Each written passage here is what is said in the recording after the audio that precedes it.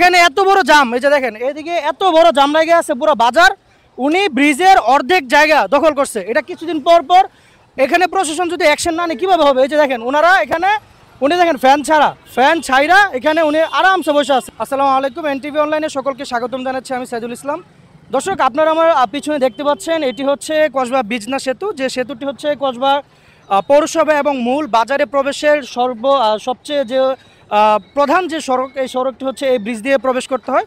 এবং আপনারা আমার পিছনে যদি একটু দেখেন তাহলে দেখতে পারবেন যে ট্রাকগুলো যেভাবে দাঁড় করিয়ে রেখেছে, মনে হচ্ছে যেন এটি একটি পার্কিং জোন। সকাল নেই, দুপুর নেই, সন্ধ্যা নেই, তারা সবসময় এভাবেই ব্রিজের উপরে অর্ধেক রাস্তা তারা আটকিয়ে রেখে এভাবেই তারা গাড়িগুলো পার্ক করে ভিতরে তারা ফ্যান ছেড়ে ঘুমায়।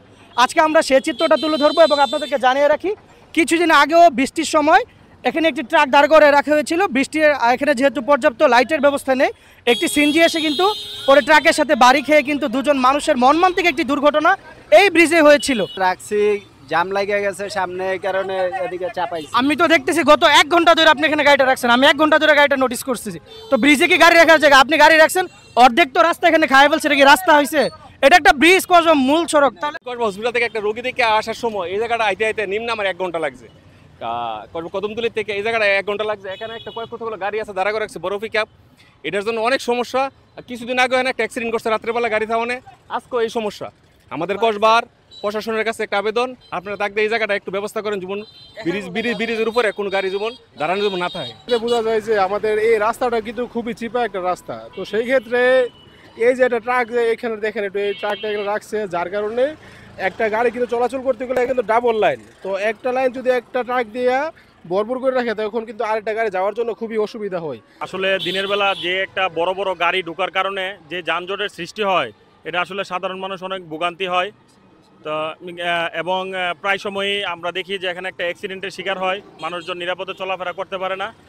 আমি কসবা উপজেলা নির্বাহী অফিসারের দৃষ্টি আকর্ষণ করছি, চলাচল করাতে আমাদের সমস্যা হয়।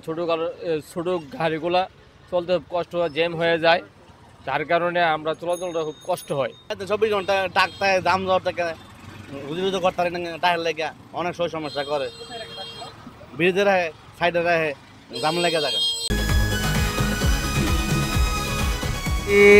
তুমি বার্গার লাগা ভালো দেখাবে, তাই তো? ঠিক আছে, ভালো দেখাবো। চলো চলো জান, মজা করি আমরা, জান চলো চলো। আমি কি তোমার কাছে এইসব খাওয়ার জন্য থাকি?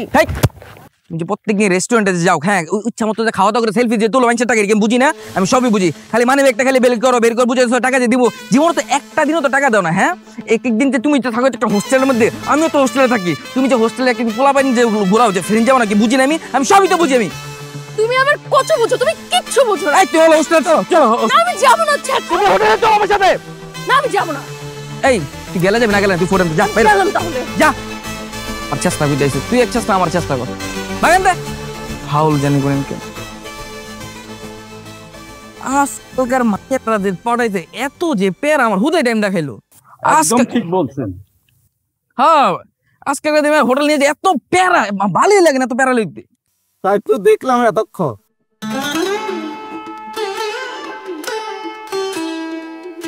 আব্বা